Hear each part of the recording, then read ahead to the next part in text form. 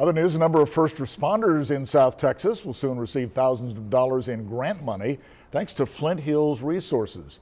During this ceremony today, the refinery announced $80,000 will be awarded to 19 different fire, EMTs, and police departments. The money is to help fund training, education, and also to buy new equipment. The grant is part of that company's Helping Heroes program, and it's their way of saying thank you to first responders and for city agencies and for all they do. Every little bit helps for these guys to have to replace their equipment. A lot of these guys, they will run their equipment very, very hard, and there's not always money to replace it. So we hope that they use these funds to replace that older equipment that they've got. Since the program started in 2012, Texas has received more than $1 million in grants. Well, for the